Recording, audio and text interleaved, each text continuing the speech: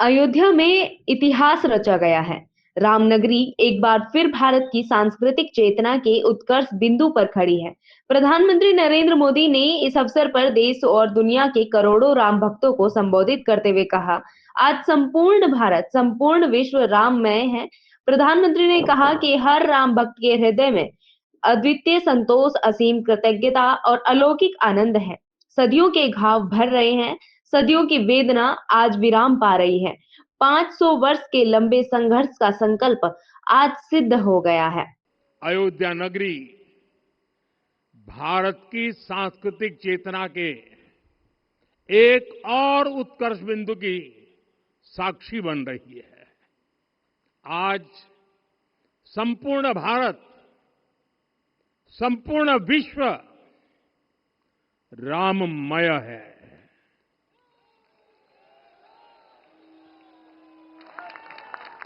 हर राम भक्त के हृदय में अद्वितीय संतोष है, असीम कृतज्ञता है, अपार अलौकिक आनंद है। सदियों के घाव भर रहे हैं, सदियों की वेदना आज विराम पा रही है। सदियों का संकल्प आज सिद्धि को प्राप्त हो रहा है। पीएम मोदी ने कहा कि यह वही यज्ञ है जिसकी अग्नि 500 वर्ष तक प्रज्वलित रही। एक पल के लिए भी आस्था डिगी नहीं, विश्वास टूटा नहीं। आज भगवान श्री राम के गर्भगृह की अनंत ऊर्जा और श्री राम परिवार का दिव्य प्रताप इस भव्यतम मंदिर में धर्म ध्वजा के रूप में प्रतिष्ठित हुआ है। आज उस यज्ञ की पूर्णाहुति है जिसकी अग्नि 500 वर्ष तक प्रज्वलित रही। जो यज्ञ एक पल भी आस्था से डिगा नहीं, एक पल भी विश्वास से टूटा नहीं। आज भगवान श्री राम के गर्भगृह की अनंत ऊर्जा, श्री राम परिवार का दिव्य प्रताप इस धर्म ध्वजा के रूप में इस दिव्यतम भव्यतम मंदिर में प्रतिष्ठापित हुआ है। प्रधानमंत्री ने साथ ही कहा, यह धर्म ध्वजा केवल एक ध्वज नहीं, यह भारतीय सभ्यता के पुनर्जागरण का ध्वज है। इसका भगवा रंग सूर्यवंश का गौरव, ओम की पवित्रता और कौवीदार वृक्ष सब मिलकर राम राज्य की कीर्ति को प्रतिरूपित करते हैं। उन्होंने कहा कि यह धर्म ध्वज संकल्प भी है, सफलता भी और संघर्ष से सृजन की गाथा भी। यह सदियों से चले आ रहे सपनों का साकार स्वरूप है, संतों की साधना, समाज की सहभागिता की परिणति है। ये धर्म ध्वजा केवल एक ध्वजा नहीं, ये भारतीय सभ्यता के पुनर्जागरण का ध्वज है। इसका भगवा रंग, इस पर रचित सूर्यवंश की ख्याति, वर्णित ओम शब्द और अंकित कौवीदार वृक्ष राम राज्य की कीर्ति को प्रतिरूपित करता है। ये ध्वज संकल्प है, ये ध्वज सफलता है, ये ध्वज संघर्ष से सृजन की गाथा है, ये ध्वज सदियों से चले आ रहे स्वप्नों का साकार स्वरूप है। ये ध्वज संतों की साधना और समाज की सहभागिता की सार्थक परिणति है। साथियों, आने वाली सदियों और सहस्त्र शताब्दियों तक ये धर्म ध्वज प्रभु राम के आदर्शों और सिद्धांतों का उद्घोष करेगा।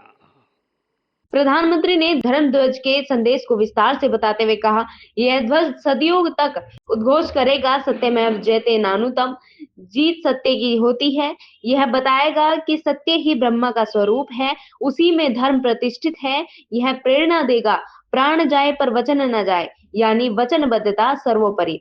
यह सिखाएगा, कर्म प्रधान विश्व रची राखा, यानी संसार में कर्म और कर्तव्य की प्रधानता हो। यह कामना करेगा, समाज में न बैर हो, न भय हो, सुख और शांति रहे। यह संकल्प देगा, नहीं दरिद्र को दुखी न दीना, यानी कोई गरीब ना रहे, कोई दुखी या लाचार ना हो। ये धर्म ध्वज आह्वान करेगा, सत्यमेव जयते नानृतम, यानी जीत सत्य की ही होती है, असत्य की नहीं। ये धर्म ध्वज उद्घोष करेगा, सत्यम एक पदम, ब्रह्म सत्य धर्म प्रतिष्ठित, अर्थात सत्य ही ब्रह्म का स्वरूप है, सत्य में ही धर्म स्थापित है। ये धर्म ध्वज प्रेरणा बनेगा, प्राण जाए पर वचन न जाहि, अर्थात जो कहा जाए वही किया जाए।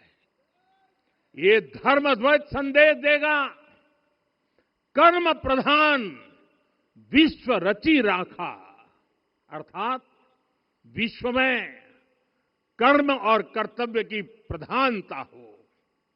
ये धर्म ध्वज कामना करेगा, बैर न विग्रह आस न त्रासा, सुखमय ताहि सदा सब आशा, यानी भेदभाव, पीड़ा, परेशानी से मुक्ति, समाज में शांति और सुख हो। ये धर्म ध्वज हमें संकल्पित करेगा, नहीं दरिद्र को दुखी न दीना, यानी हम ऐसा समाज बनाएं जहां गरीबी न हो, कोई दुखी या लाचार न हो। प्रधानमंत्री ने ग्रंथों का उल्लेख करते हुए कहा कि मंदिर के पास ना आ पाने वाले लोग भी दूर से धर्म ध्वज को प्रणाम करें तो उन्हें भी उतना ही पुण्य प्राप्त होता है। उन्होंने बताया कि यह ध्वज आने वाले युगों तक रामलला की जन्मभूमि का प्रतीक बनकर खड़ा रहेगा और प्रभु श्री राम के आदेशों व आदर्शों को हर मानव तक पहुंचाता रहेगा। हमारे ग्रंथों में कहा गया है, आरोपितम ध्वजम दृष्ट्वा ये अभिनंदनित धार्मिका ते अपि सर्वे प्रमुच्यते महापातक कोटि भी, यानी जो लोग किसी कारण मंदिर नहीं आ पाते और दूर से मंदिर के ध्वज को प्रणाम कर लेते हैं, उन्हें भी उतना ही पुण्य मिल जाता है। साथियों, ये धर्म ध्वज भी इस मंदिर के ध्येय का प्रतीक है। ये ध्वज दूर से ही रामलला की जन्मभूमि के दर्शन कराएगा और युगों युगों तक प्रभु श्री राम के आदेशों और प्रेरणाओं को मानव मात्र तक पहुंचाएगा। अंत में प्रधानमंत्री ने दुनिया भर के राम भक्तों को शुभकामनाएं दी। उन्होंने उन सभी दानवीरों का, श्रमवीरों का, कारीगरों का, वास्तुकारों का और योजनाकारों का आभार व्यक्त किया जिन्होंने राम मंदिर निर्माण में अपना योगदान दिया है। मैं संपूर्ण विश्व के करोड़ों राम भक्तों को इस अविस्मरणीय क्षण की, इस अद्वितीय अवसर की हार्दिक शुभकामनाएं देता हूं। मैं आज उन सभी भक्तों को भी प्रणाम करता हूं, हर उस दानवीर का भी आभार व्यक्त करता हूं जिसने राम मंदिर निर्माण के लिए अपना सहयोग दिया। मैं राम मंदिर के निर्माण से जुड़े हर श्रमवीर, हर कारीगर, हर योजनाकार, हर वास्तुकार, सभी का अभिनंदन करता हूं।